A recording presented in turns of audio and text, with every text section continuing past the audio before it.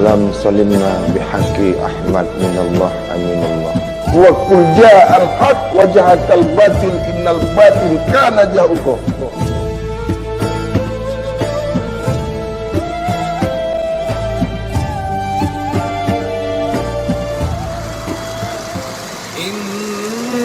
Innallaha yuhibbut tawwabina wa yuhibbul mutatahhirin.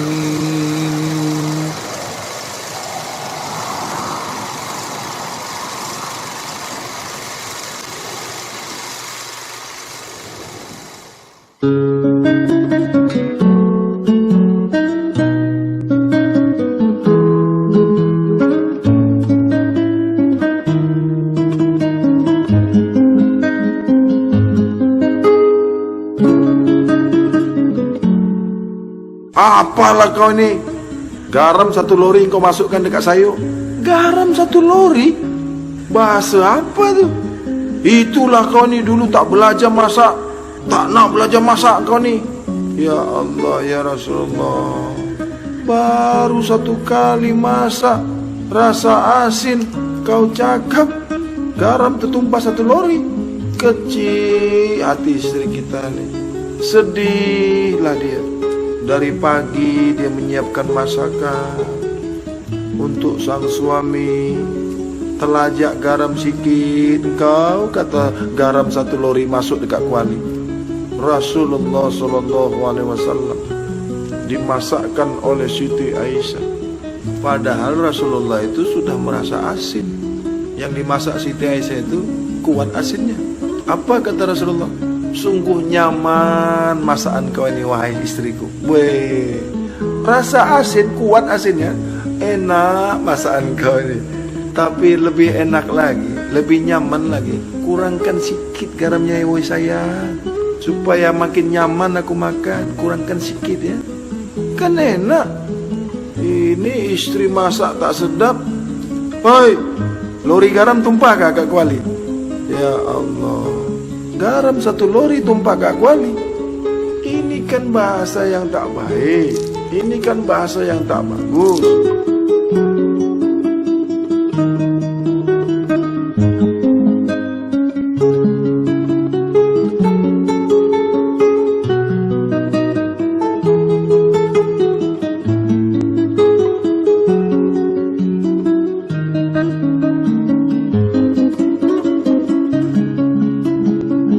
Ketika kami jadikan Adam terlebih dahulu, kami jadikan Nur Muhammad. Zahirnya Adam, kenyataannya Muhammad. Jadi Adam itu tubuh kasarnya Muhammad. Adam itu penyata bagi diri zahirnya Muhammad. Adam mengandungi asma Muhammad. Adam mengandungi af'al Muhammad. Adam mengandungi sifat Muhammad. Adam mengandungi zat Muhammad. Maka sempurnalah Adam dengan ditiupkannya roh yang diciptakan oleh Allah Rabbul Izzati. Bagaimana kejadian Adam sebagai zahirnya Muhammad? Bagaimana sempurnanya tubuh Adam untuk agar Muhammad boleh dikenal. Jadi dikenallah Muhammad itu karena zahirlah Adam ini. Jadi zahirnya Adam inilah, maka Muhammad boleh dikenal. Ini bukan cerita Nabi Muhammad ya. Tengok baik-baik, dengar baik-baik ya. Setelah zahirnya Adam, sebelumnya Rabbul Izzati telah mempersiapkan Nur Muhammad. Asal kejadiannya Siti Hawa. Hawa ini naik turunnya nafas pada Adam. Hawa ya, yang diciptakan, yang ditajalikan Rabbul Izzati atas naik turunnya nafas nyawa pada Adam. Jadi hidupnya Adam ini, ya, hidupnya Adam ini hakikatnya, ya, satu pada Hawa. Hakikatnya Adam ini, hidupnya Adam satu pada Hawa. Jadi nyawa pada Adam ini, nafas pada Adam ini, ya, nyatalah Hawa. Nyawa, bukan ruh, ya, bukan ruh. Nyawa pada tubuh kasar Adam, Hawa. Hawa itu pada makamnya pada nafas. Hawa itu makamnya, tempatnya pada diri Adam, pada zahir Adam, pada tubuh kasarnya Muhammad ini, letaknya di nafas. Itu makanya tidak ada Adam kalau tidak ada Hawa. Tidak akan sempurna kejadian Adam kalau bukan karena Hawa. Itu makanya kaum lelaki sampai sekarang tak boleh hidup kalau tidak ada Hawa. Nah ini tuan-tuan kena tahu ya, betapa berharganya kaum perempuan itu, kaum Hawa itu pada diri kita.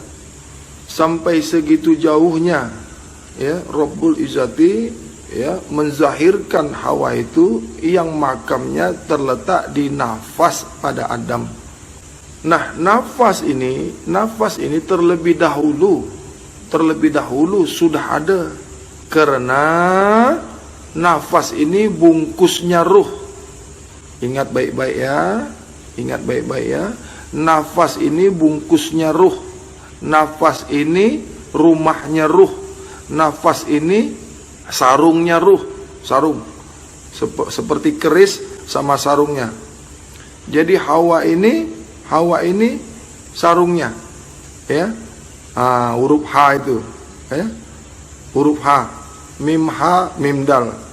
Jadi huruf H ini sama huruf mim masuk, ya. Mim, ya. Ini huruf mim masuk ke huruf H. Ini bukan cerita koto ya. Jangan nanti salah paham. Ini jangan salah paham ya. Ini ilmu, ya. Asal, ini kaji usul ya. Jadi, ya, nafas, coba pernah lihat keris tuh dengan sarungnya. Jadi Hawa itu adalah sarungnya. Hawa itu huruf H itu H, ya, mim H, ya, mim H, mim dal, Muhammad. Mim itu masuk kepada H, Esa, dekat tidak bersentuhan, jauh tidak berjarak, maka zahirlah yang namanya Muhammad awal. Muhammad awal ini batinnya Adam. Muhammad awal ini batinnya Adam. Jadi sebelum kejadian Adam, ruh kan sudah ada dulu, seperti di surat Al-A'raf ayat 172. Nah, ruh tadi dibungkus oleh nafas Hawa, dibungkus oleh Hawa tadi. Jadi ruh itu bungkusnya ruh itu Hawa. Makanya kalau orang mati sesak nafas, turun naik ya, berhenti nafas, ruh pun keluar. Paham ya kaum tuan-tuan, supaya paham apa itu kaum Hawa, ya. Itu makanya kalau kita sakit, dekat saja istri kita, kaum Hawa ini, kita bisa sembuh. Nah, sampai ke akhirat. Hubungan suami istri ini sampai ke akhirat, sampai ke hadapan Allah. Siapa yang sudah menikah, yang dinikahkan dengan kalimat Allah, kalimat tauhid, kalimat syahadat, maka sudah diikat batinnya oleh Allah. Makanya suami istri itu, orang yang sudah menikah, nikmat dan berkah, tidak akan putus sampai azal mendatang, sampai azal kita datang kepada kita. Inilah nikah. Jadi tidak ada kata bercerai. Hawa sebagai bungkusnya roh, ya, kembali lagi tadi ya, Hawa sebagai bungkusnya roh, karena Hawa ini letaknya, makamnya ini di nafas. Nafas ini bungkusnya roh. Kalau nafas terbuka, nafas kita terbuka, ruh keluar. Inilah yang dipanggil mati. Sudah? Nah, Apa syariatnya ini? Apa syariatnya perempuan ini? Sebagai apa dia? Maka di dalam Al-Quran disebutkan, kami ciptakan, kami buat, kami bentuk Hawa itu dari tulang rusuk kiri Adam. Dari tulang rusuk kiri Adam yang bengkok bernama kurbi. Itu makanya kalau kita sembahyang selalu kita pegang tulang rusuk kita ya. Allahu Akbar, qiyam itu ya. Nah, kita pegang. Jadi apabila kita pegang, kita merasakan sekali tulang rusuk itu, merasakan kurbi itu yang ada pada tulang rusuk kita yang kiri. Coba pegang tuh, mesti tidak ada. Memang satu, laki-laki tulang rusuknya satu, sebelah kiri itu tidak ada. Kenapa? Itu syariatnya Hawa pada diri Adam. Jadi begitulah dekat istri kita nih, kaum Hawa nih kepada kita. Di dalam perut kita tuh dia. Asal mula jadinya perempuan itu, kaum Hawa itu, kaum perempuan itu, istri kita sekarang ini adalah dari tulang rusuk kita. Paham ini sampai di sini ya? Jadi kalau kita menyakiti istri kita, ya, kita sia-siakan dia, kita zalimi dia, tanpa kita rasakan, kita sudah membuat penyakit pada diri kita. Itu perut kita itu rasanya sakit apabila kita menzalimi istri kita. Sebab hakikatnya daripada istri kita itu adalah nafas bagi kita. Jadi bagi siapa, bagi suami, bagi lelaki, bagi tuan-tuan yang menzalimi istrinya, tidak sayang kepada istrinya, tidak paham kaji usul ini. Jadi sayanglah istri kita itu karena dekat sekali kepada kita. Asal muasalnya, asal usul daripada wanita itu, perempuan itu, kaum Hawa itu, ya, hakikatnya adalah nafas, bungkusnya ruh kita itu. Jadi kan teramat dekat kaum Hawa itu kepada kita. Kalau memanglah ditakdirkan wanita itu sebagai istri kita, kenapa kita mensia-siakan istri kita itu? Inilah kaum bapak, ya, kaum suami yang tidak paham terhadap istri. Sesungguhnya istri kamu itu sebagai nyawa penopang hidup kamu, ya, supaya paham. Jadi kalau istri itu sakit, istri itu tidak masak, itu dapur gas jangan sampai meletup, ya. Pinggan, cawan itu jangan dibuang. Meja jangan terbalik, ya. Ketahuilah, ya, kaum istri itu apabila menyakitkan hati kita, ingatlah dia. Apabila istri kita itu lalai dalam pekerjaannya, ingatlah bahwa istri kita itu adalah daripada tulang rusuk kita, ya, tulang rusuk kita yang sebelah kiri ini, yang hilang satu ini, yang bengkok bernama kurbi. Kurbi ini penopang daripada, ya, penopang daripada nafas kita. Letaknya itu pada nafas. Seperti air ketuban, bayi di dalam kandungan apabila pecah ketuban, maka bayi lahir. Kalau pecah nafas kita, ruh keluar. Nafas kita itulah bungkusnya ruh itu. Jadi kalau orang mau wafat, mau meninggal, mau naza, sakaratul maut, itu nafasnya akan kencang sekali. Itu mau membuka dia. Setelah membuka nafas kita ini, terbuka nafas kita ini, maka keluarlah ruh. Oh, anak bayi yang dalam kandungan apabila pecah ketuban, kalau air ketuban tidak pecah, maka tidak akan bisa anak keluar. Bayi nggak mungkin keluar kalau air ketuban tidak pecah, karena memang itu bungkusnya. Ini hakikatnya. Jadi pertemuan Adam dan Hawa di Jabal Rahmah, di Gunung Rahmah. Rahmah itu rahmat. Rahmah itu rahmat. Jadi perjumpaannya Adam dengan Siti Hawa itu dalam rahmat Allah, dalam kasih Allah, dalam kasih sayang Allah. Itu makanya orang kalau pergi umroh, ziarah ke makam Rahmah, tempat berjumpanya Adam dan Siti Hawa setelah beratus tahun. Bagaimana rasanya si Hawa ini tadi, kaum Hawa ini mencari suaminya Adam. Adam mencari istrinya Hawa dalam padang pasir yang jauh, yang satu di timur, yang satu di barat, berjalan kaki. Dulu belum ada pesawat, belum ada kereta, belum ada motor. Jadi kalau beratus tahun umurnya Siti Hawa dengan Adam ini, rupanya kayak apa? Ini menggambarkan, ya, ini hakikatnya kita sayang kepada istri kita, istri sayang kepada suami, walaupun sudah tua renta, tetap seperti muda, tetap seperti kasih sayang kita dulu sebagaimana kita baru mau berumah tangga. Inilah hakikatnya Adam dan Hawa itu dipertemukan dalam 500 tahun, mencari-cari dalam keadaan gundah gulana. Berjumpa mereka itu masih tetap kasih sayang.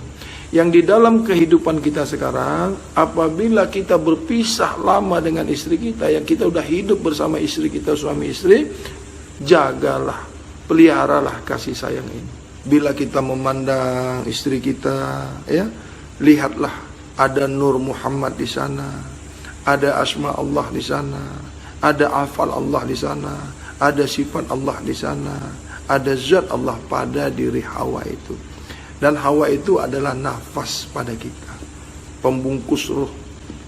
Begitu pula seorang istri yang baik, seorang istri yang tahu tentang ilmu, mengenal diri, mengetahui tentang usul. Inilah wajib fardu ain bagi seorang istri, mengenal dirinya sendiri dan mengenal Tuhannya yang terperi atau yang tersembunyi. Kaum perempuan, kaum Hawa, mestilah tahu bahwasanya kamu diciptakan dari tulang rusuk kiri Adam. Pahamlah diri kamu, siapa kamu sebenarnya, dari apa kamu diciptakan. Walaupun kamu ini diciptakan ataupun kedudukan kamu pada nafas Adam, ketahuilah bahwasanya sifat kamu yang keras. Kenapa keras? Ya, perempuan ini sifatnya keras karena dia dari tulang. Tulang ini menggambarkan keras. Tulang rusuk ini digambarkan, berkata kiasnya Allah itu dengan kekerasan.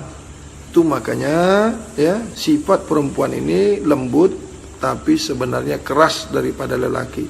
Nah, kalau suami sudah paham tentang istri, tentang perempuan, bahwasanya sifat keras itu memang dari usulnya, ya, memang dari awalnya, dia akan memelihara istrinya atau perempuannya atau wanitanya.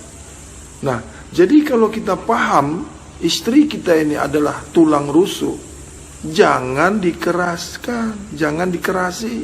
Kalau dah tahu bahwasanya wanita ini dari tulang rusuk, jangan kamu keras lagi sama dia. Jangan terlalu keras, karena memang dia keras sebenarnya, karena tulang rusuk. Pandai-pandailah mengambil hati istri, rayu-rayulah dia, ya. Bila dia merajuk tuh, ada yang dimintanya tuh, ini hang tengok istri merajuk, bukan dirayu. Banyak tuh suami-suami itu tengok istri merajuk tak pandai lagi, dia ini bawalah pergi kedai makan kan, darling, jomlah kita pergi makan roti canai. Ini tidak, istri itu kepada kamulah dia, ya, istri itu kepada kamulah dia bermanja. Engkau itulah suami, ya, bapak dia, kamu itulah emaknya, kamu itulah pemimpinnya, ya. Al-rijal kalaumuna ala nisa, sesungguhnya lelaki itu pemimpin bagi orang perempuan. Jadi kalau kamu sebagai pemimpin, ya, peliharalah istri kamu, sayangilah dia, manjakanlah istri kamu itu. Karena apabila dia sudah menikah kepada kamu, maka amanah yang ada selama ini kepada ibu bapak dia sudah pindah ke kita. Yang tadinya anak perempuan ini, anak mertua kamu ini tadi, ya, paham tak maksudnya? Kamu kan panggil mak bapak dia kan mak mertua. Nah, dulunya itu masih tanggung jawab bapaknya, ibunya. Sekarang amanah itu kepada kamu. Tidak ada lagi hubungan dia kepada emak bapaknya. Berdoa pun dia itu tanpa seizin kamu, membantu memberi uang pun dia kepada orang tuanya tanpa seizin kamu suami, itu tidak boleh. Para istri, kalau suami bagi duit, bagi uang, jangan bagi ke orang tua kamu tanpa izin suami kamu. Jangan coba-coba uang atau uang belanja yang dibagi suami kepada kita, orang istri, jangan bagi ke orang tua tanpa seizin suami, ya. Walaupun kamu bekerja, walaupun kamu bisnis, ingat itu, ya. Tapi kalau seorang suami dia nak bagi ibu bapak dia, nak bagi kepada orang tuanya, tidak boleh istri marah, tidak boleh istri juga melarangnya. Itu pun para suami, istri harus dah cukup dulu. Jadi kalau suami ini memang berbeda. Kalau suami memberi emaknya, memberi bapaknya, itu boleh tanpa seizin istri. Tapi kan lebih bagus, ya. Lebih bagus lagi kalau nak bagi orang tua kita, memberikan uang kepada orang tua kita, bagi tahulah istri, atau bagi uang itu kepada istri kita, suruh istri kita bagi ke orang tua kita. Ini kan bagus. Nah, ini adab-adab istri ke suami, suami ke istri, ya. Kalau ini diterapkan, ini dipakai, akan bahagia rumah tangga, ya. Hidup tentram, aman, datang hidayah Allah, ya. Inilah yang dikatakan sakinah, mawahdah, barakah.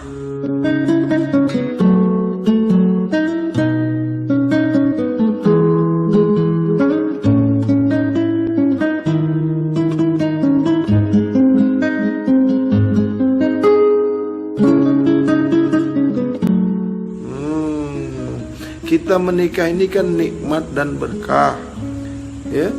Kita suami istri ini kan menikah, mencapai nikmat dan barakah. Jadi bagaimana istri yang tidak mempunyai ibu dan bapak? Maka habislah semua hubungan antara keluarganya, itu tinggal hubungan silaturahmi saja. Nah, mau kemana, mau pergi kemana, mau balik kampung, mau menjumpai saudara, harus izin suami. Mau keluar rumah, minta izin sama suami. Jangan ikut time macam zaman sekarang.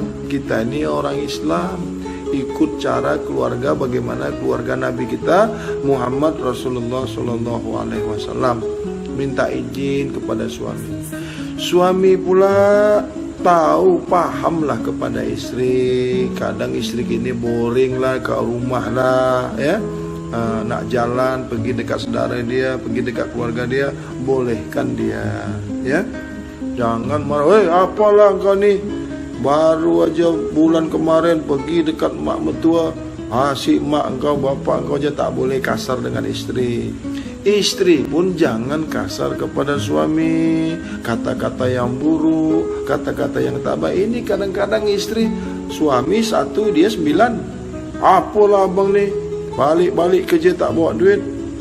Kenapa tak bawa duit? Kenapa tak bawa duit? Kenapa suami pulang tak bawa duit? Itu suaminya selingkuh, suka main perempuan di luar. Masuk duit dekat dompet kena selip-selip. Kadang-kadang dia tinggal dekat kereta duit dia, tak bawa balik ke rumah. Ya, banyak sekali yang terjadi seperti ini, ya. Namun kenapa suami itu tak sayang kepada istri? Nah, terkadang istri juga tidak tahu melayani suami dengan baik. Orang-orang kampung kata, alamak, lagi-lagi makan begitu-gitu juga, itu juga, bosanlah aku nih. Istri pun pandailah cari bagaimana, apa mau suami kita, bagaimana suami kita, penat bagaimana. Pegang-peganglah suami itu kalau pulang duduk, bagi dia air satu cawan, capek bangun, begitu. Suami pun pula pulang tu datanglah ke istri dulu, jangan pulang-pulang tak dari mana-mana, masuk rumah langsung masuk tempat tidur. Ini kan tak bagus, ya. Apapun permasalahan dekat office, apapun permasalahan pekerjaan kita, jangan bawa ke rumah. Ya, tak boleh. Kenapa? Persoalan kita, hal kita di luar, jangan bawa masuk dekat rumah. Ini kita harus tahu, kita harus paham, supaya istri kita ini tidak terganggu. Istri kita ini baik karena kita baik. Istri kita ini jahat karena kita jahat. Istri itu kuncinya kepada suami. Jadi suami yang baik akan mendapatkan istri yang baik. Kalau istri tak baik, suami baik, istri jadi baik. Ingat ya, istri tak baik, dapat suami yang baik, istri jadi baik. Karena suami itu adalah imam daripada istri. Suami itu pemimpin bagi istri. Sekarang, puan-puan atau kaum istri, kaum hawa, tahu enggak kalau suami itu pemimpin kamu? Paham enggak bagaimana seorang pemimpin? Nah, raja pada kita nih, ya. Dialah yang menghidupi kita, dialah yang bertanggung jawab kepada kita, dialah yang menafkahkan kita, dialah yang memberi segala-galanya kepada kita, dan dialah yang memasukkan kita ke surga. Tidak ada orang lain selain suami kita yang boleh memasukkan kita ke surga. Tidak ada. Allah pun tak akan memasukkan kita ke surga kalau suami kita tidak reda. Jangan salah. Kaum wanita atau istri, kaum istri, apabila nak masuk surga, tanpa izin, tanpa ikhlas, tanpa daripada keredaan suami, Allah tidak akan pernah masukkan kau ke surga. Itu makanya kaum wanita ini, kaum hawa ini, kaum perempuan ini, istri ini sangat mudah menjangkau surga. Tak payah buat apa-apa, tak payah buat ini, tak payah buat itu, ya, tak payah ibadah ini, ibadah itu. Cukup taat saja kepada suami. Dapatkanlah reda suami itu, mudah kan? Sangat mudah. Kalau kamu laki-laki harus belajar ini, harus belajar itu, harus buat ini, harus buat itu. Orang istri taat saja kepada suami kamu, ikuti suami kamu, niscaya Allah akan masukkan kamu ke surga. Itu makanya pintu surga ini, kunci surga ini Allah bagi kepada wanita ini, kepada istri ini adalah 8 kunci surga.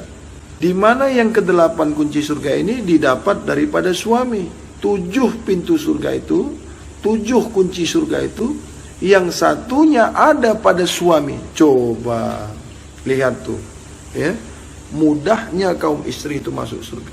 Mudah sekali, tak susah. Kaum suami ini yang susah masuk surga. Kenapa? Kenapa suami ini banyak yang masuk neraka? Karena istri. Banyak suami-suami masuk ke neraka karena istri. Tak nak ikut sama suami, ya, melawan sama suami, jahat sama suami, dengki sama suami. Karena engkau, suami engkau masuk ke neraka, dengan kau sekali masuk.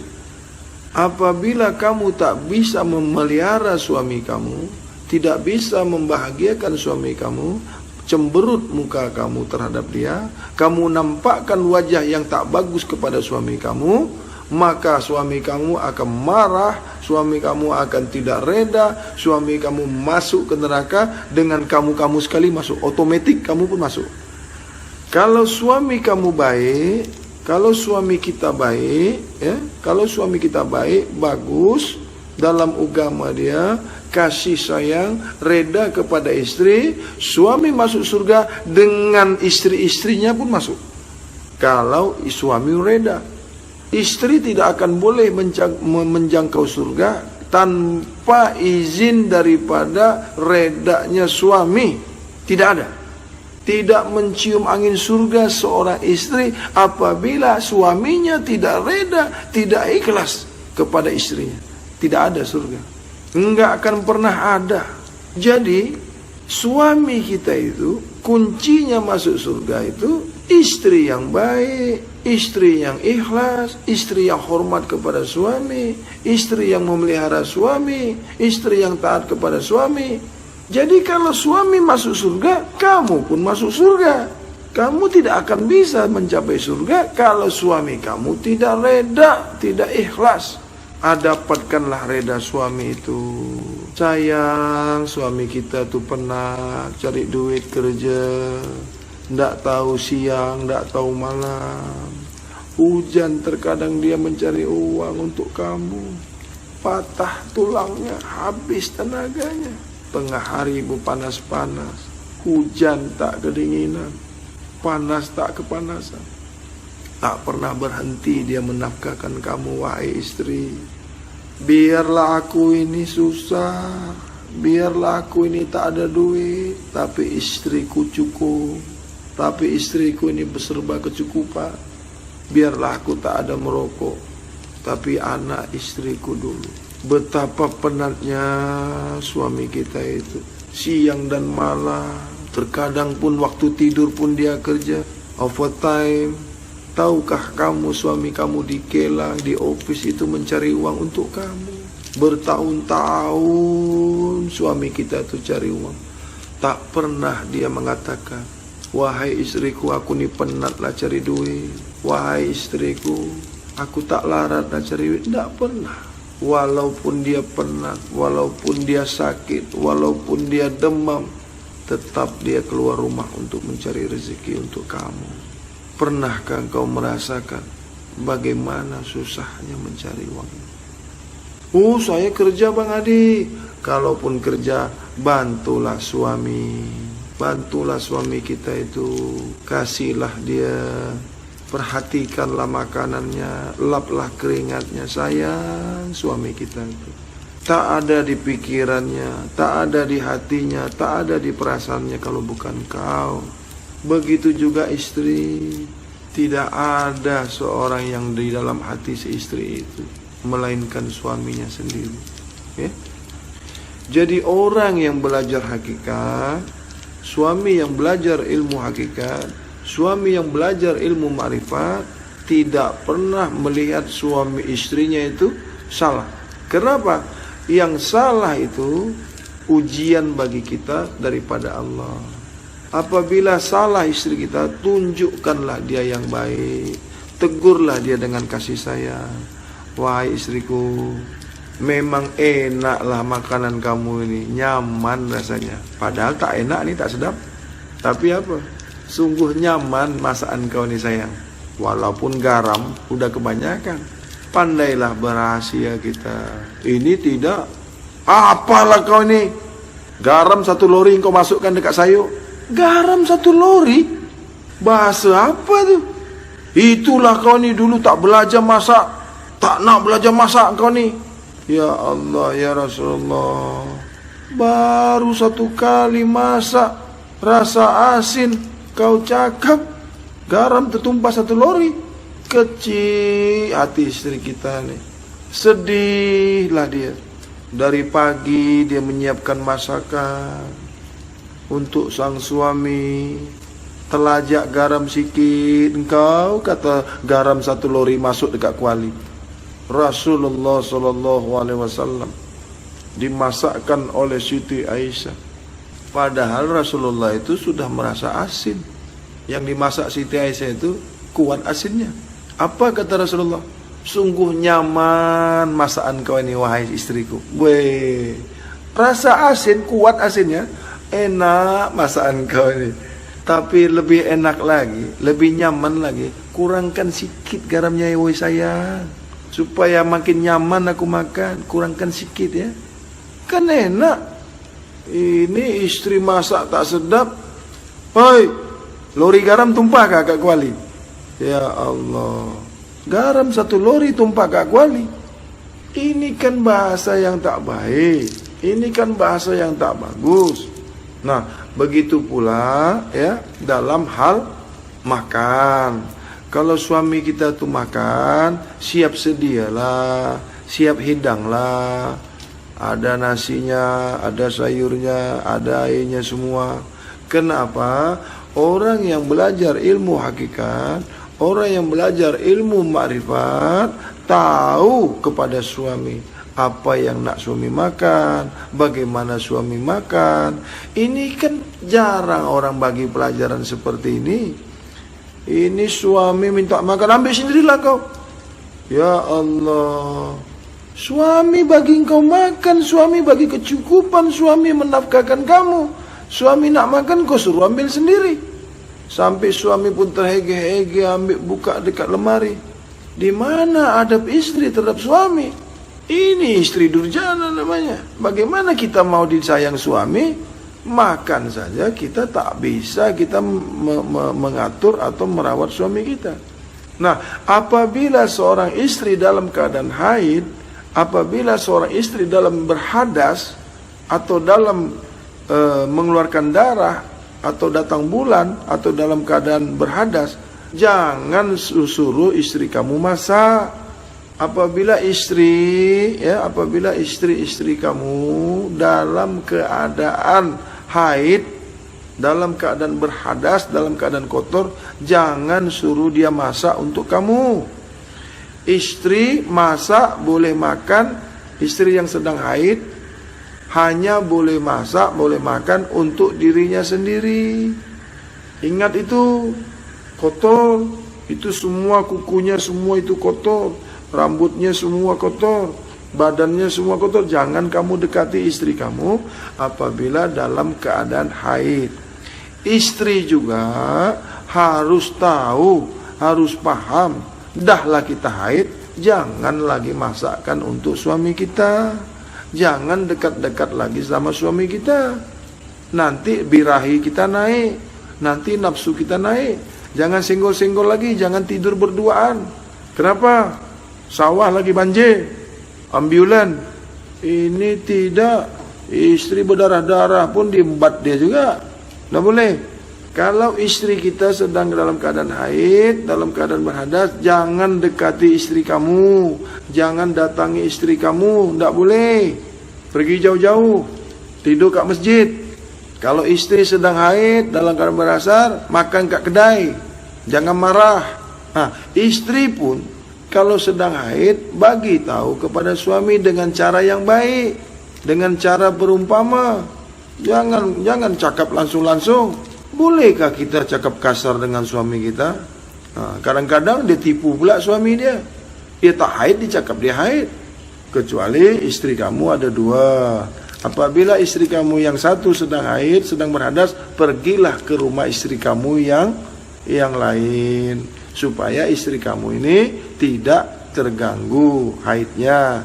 Dia tidak boleh keluar rumah, tidak boleh menyisir rambutnya, karena apabila jatuh rambutnya itu dalam keadaan kotor, sampai ke bumi Allah, sampai ke tanah, menjerit bumi ini. Kenapa? Najis, ya. Nanti kamu dilaknat Allah. Kalau dalam keadaan haid, ikat rambutnya, ya, diikat. Apabila ada yang gugur, nanti waktu mandi diikut sertakan, tidak ke dalam waktu kamu mandi. Macam pembalut, apa semua tu yang untuk haid tu, yang penutup tu, roti. Roti jangan sembarang buang. Kenapa? Nanti dimakan oleh jin, nanti kamu terganggu. Jadi buang roti itu jangan buang di tempat sampah. Cuci dulu bersih-bersih baru buang. Ini pembalut wanita, roti sembarang buang saja, tak boleh ya. Cuci dulu bersih-bersih. Kalau tak mau pegang, apa pula takut kamu pegang darah kamu sendiri. Cuci bersih-bersih, udah bersih-bersih, kena buang di tong sampah, ya. Ini adab seorang istri, banyak yang tak tahu ini. Ada pakai pembalut, roti sembarang buang. Nah, itu nanti dimakan jin, terganggu kamu, ya. Nanti di rumah kamu banyak gangguan, banyak jin.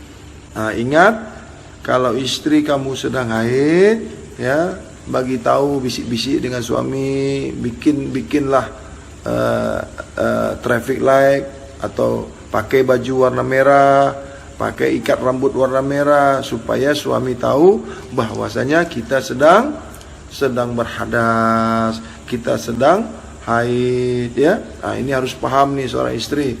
Yang suami pula, kalaupun ada istri kita yang belum paham, bagi tahu kepada istri, wahai my honey, istriku yang cantik jelita, kaulah bulan, kaulah bintang pujaan hatiku. Tak sanggup aku berpisah kepadamu. Engkaulah satu-satunya yang kusayangi. Kalau hang lagi haid tu sayang, jangan sembarang buang, ya. Aku ni pergi jauh, kenapa? Engkau tu dalam keadaan haid, tapi aku tetap sayang kepada kamu. Istri pun begitu juga. Apabila kita sedang haid, jangan pula nak didatang-datangi, nak tidur berdua pula. Nanti engkau dikejarkan dia, berdarah. Mana boleh layan suami. Ini dah tahu suami ada kepala gila, dah tahu haid, dekat-dekat suami. Nah, kenapa? Ya, kenapa Bahadi jelaskan ini? Banyak sekali para guru, para ustaz tidak mau, ya, tidak mau membuka ini. Dianggap apa? Wah, ini tabu lah, ini tak boleh diceritakan lah, ya.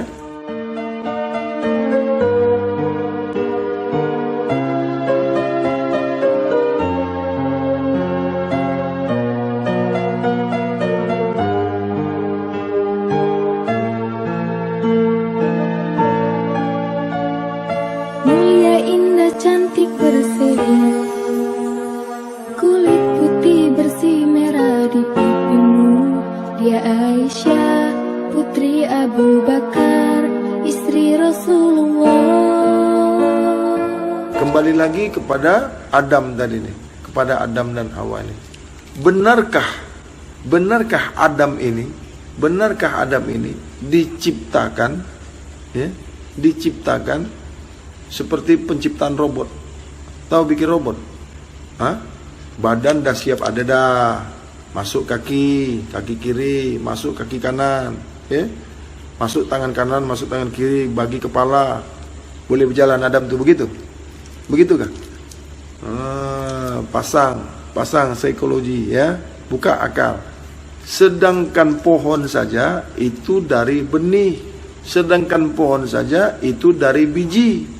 Ya, kalau makhluk, apalagi manusia, Allah ciptakan yang hidup itu dari yang hidup.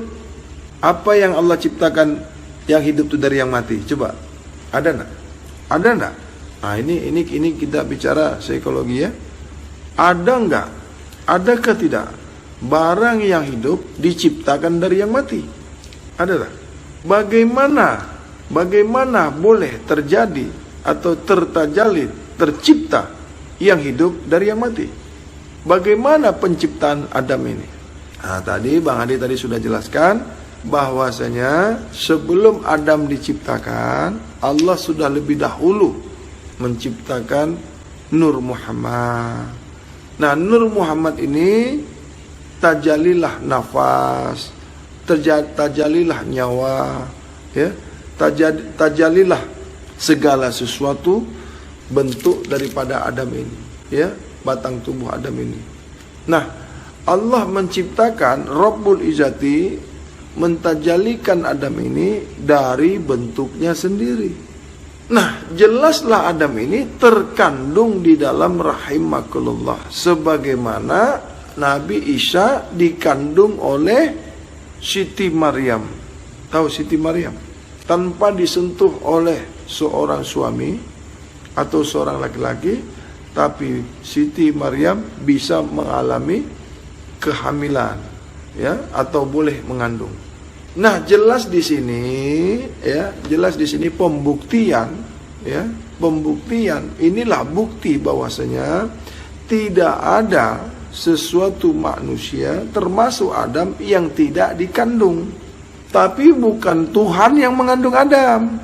Bukan Tuhan yang mengandung Adam, karena Adam tidak, karena Allah itu, karena Rabbul Izzati, karena Tuhan tidak beranak dan juga tidak diperanakkan. Makna tidak beranak dan tidak diperanakkan dalam ilmu ma'rifat sedia adanya. Makna daripada tidak beranak dan tidak juga diperanakkan, makna dalam ma'rifat, dalam ilmu ma'rifat sedia adanya. Al-qiyamu binafsi. Nah, bagaimana kesudahannya? Kenapa Adam ini boleh menjadi manusia yang utuh, yang sempurna?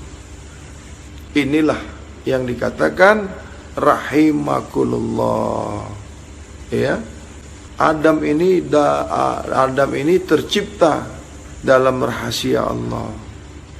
Hawa terlebih dahulu ada. Nah, setelah terciptanya Hawa ini, Esa satu kepada Adam. Dekat tak bersentuhan, jauh tak berantara.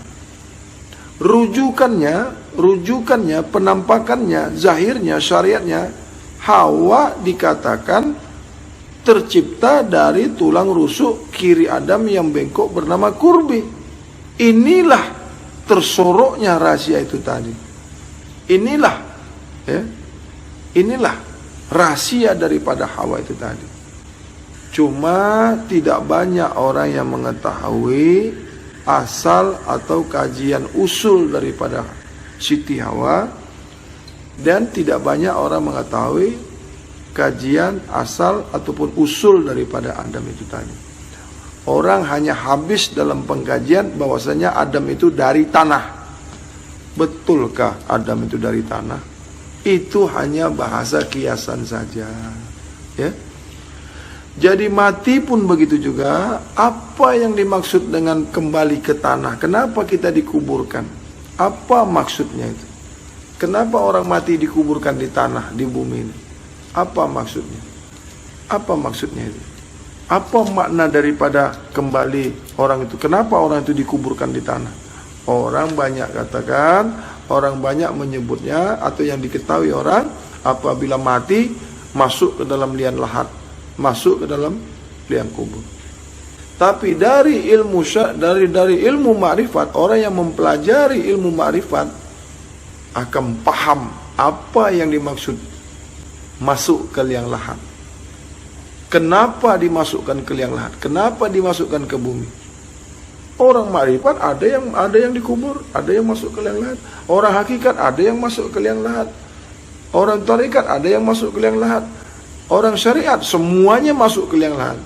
Tapi ada orang yang ahli musyahadah atau ada yang mengkaji ilmu nyata, mengkaji ilmu gaib, maka dia pun akan gaib. Ya, dia tak melalui lagi pintu tanah. Karena di dalam dunia ini saja, ruh dengan jasad, ruh dengan jasmani, rohani, ya ketujuh daripada sifat manusia tadi. Satu esa, satu ruh dengan jasad, satu ruh dengan nyawa, satu ruh dengan sifat, zat sifat sama-sama kembali kepada Allah. Tak sedikit pun tersentuh kepada tanah, tak sedikit pun tersentuh masuk ke liang lahat. Tak dimakan cacing, tak dimakan ulat. Karena dari awalnya, dari terpancarnya dari perut rahim ibunya, dari keluar dari rahim ibunya, dia tidak pernah menyentuh tanah. Mula lagi dari dalam kandungan, dari dalam perut ibunya sampai ke matinya, kita ini tak pernah menyentuh tanah. Kamu dari mulai rahim ibu kamu sampai kamu nanti persaksian kepada Allah, kalau betul pengkajian makrifat kamu, kalau betul pengkajian ilmu musyahadah kamu, kalau betul pengkajian gaib kamu, kamu tidak akan pernah menyentuh tanah. Dari mulai kamu lahir dan dilahirkan, dewasa, tua, mati, tidak pernah menyentuh tanah. Kalau kamu benar-benar orang makrifat, tidak ada kata mati, tidak ada kata dimatikan, karena kamu bisa mati sendiri. Tidak ada kata mati, tidak ada dimatikan, karena kamu sudah mematikan dirimu sebelum mati. Yang mati itu merasa hidup, yang mati itu merasa tidak mati, yang dimatikan itu merasa ada. Sementara syahadat kita itu atau syahadat tauhid itu la ilaha illallah Muhammad Rasulullah. Jadi orang yang la ilaha illallah, gaiblah, satulah, ruh dengan jasad. Satulah rohani dan nurani. Inilah yang dipanggil inna lillah wa inna ilaihi rajiun. Inilah kajian inna lillah wa inna ilaihi rajiun. Ruh jasad kembali kepadaku. Gaib namanya. Karena di dalam perut ibu kamu juga, di dalam rahim ibu kamu juga, kamu gaib. Tidak satu pun orang yang bisa melihat kamu. Di dalam alam fana ini juga, kamu harus merasakan diri kamu itu gaib. Kenapa? Jangan sampai ada diri kamu. Jangan sampai ada penglihatan kamu. Jangan sampai ada pikiran kamu. Jangan sampai ada pendengaran kamu. Jangan sampai ada rasa kamu. Itu kamu gaib. Itu kamu tak ada. Nanti kembali kepada Allah pun tak ada. Sebab apa? Hanya aku saja yang ada. Kau tak pernah ada. Aisyah, romantisnya cintamu dengan Nabi. Dengan baginda kau pernah main lari-lari. Selalu bersama hingga ujung nyawa kau di samping Rasulullah. Aisyah, sungguh manis sirah kasih cintamu. Bukan persis novel mula benci jadi rindu. Kau istri tercinta, ya Aisyah Humairah. Rasul sayang kasih, Rasul cintamu. Setan itu, iblis itu tak akan pernah berhenti mengganggu kita. Ya, tidak akan pernah. Karena dia sudah minta izin terlebih dahulu untuk menjerumuskan kita, untuk mengacau kita. Jadi jangan sampai ada iblis di hati kita. Jangan sampai bersarang iblis di hati kita. Jangan sampai bersarang iblis di otak kita. Jangan sampai bersarang iblis di rasa kita. Jangan sampai bersarang iblis di hayalan kita. Makanya makanlah yang baik-baik, lihatlah yang baik-baik, hati kita baik, rasa kita baik, penglihatan kita baik, pikiran kita baik, akan mendapatkan yang baik. Seseorang yang mau kebaikan, maka kebaikan itu akan datang kepadanya. Sesiapa yang menginginkan kejahatan, maka kejahatanlah yang datang kepadanya. Siapa mengkeji manusia, maka manusia itu sendiri yang mengkeji orang itulah yang keji. Ya, sebab apa? Dia bodoh mengata orang bodoh. Dia tak tahu mengata orang tak tahu. Tak nak belajar karena otaknya sudah ditutup oleh Allah. Khatamallahu ala qulubihim wa ala sam'ihim wa ala absarihim. Kami tutup hatinya, kami tutup pendengarannya, kami tutup matanya. Dia melihat tapi buta, dia mendengar tapi tuli, dia punya hati tapi tak merasa. Ya, jangan ya, apabila disenggol orang, ya, dihina orang, dikeji orang, jangan marah. Ya, biarkan dia. Ya, siapapun, apapun kita dihina orang, jangan kita tersinggung. Jiwa yang tenang, hati kita tenang, rasa kita tenang, pandangan kita tenang, pikiran kita tenang, nafsu kita tenang. Ini dia iri sama kita karena dia tidak bisa. Dia tidak suka sama kita.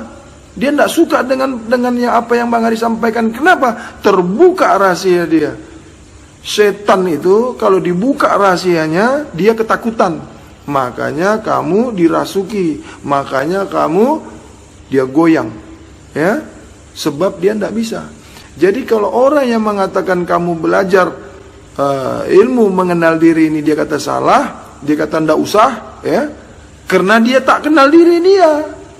Orang yang tidak suka dengan pengkajian mengenal diri, mengenal Allah, mengenal Tuhannya, ya, itulah setan.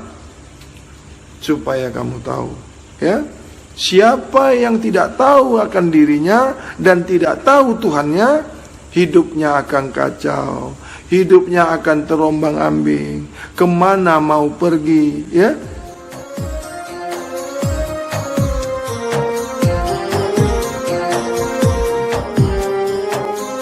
رقت عيناي شوقا ولطيبة ذرفت عشقا فأتيت إلى حبيبي فاهدأ يا قلب ورفقا صلي على محمد السلام عليك يا رسول الله السلام عليك حبيبي يا نبي الله السلام عليك يا رسول الله السلام عليك حبيبي يا نبي الله يا رسول الله.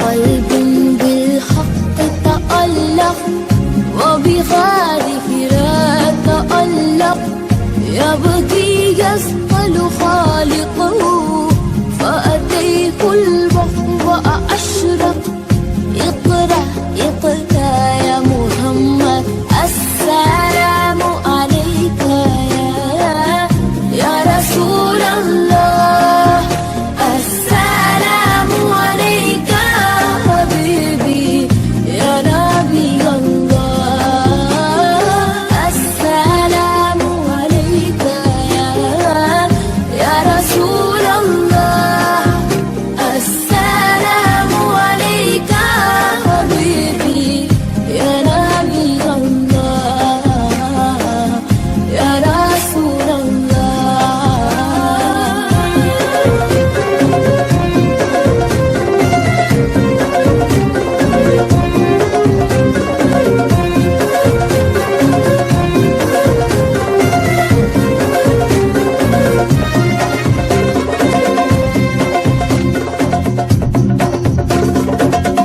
يا طيبة جدك سفاه لرسول الله محبا بالروضة سكنت روحي وجبال الهادي محمد يا طيبة جدك سفاه لرسول الله محبا بالروضة سكنت روحي وجبال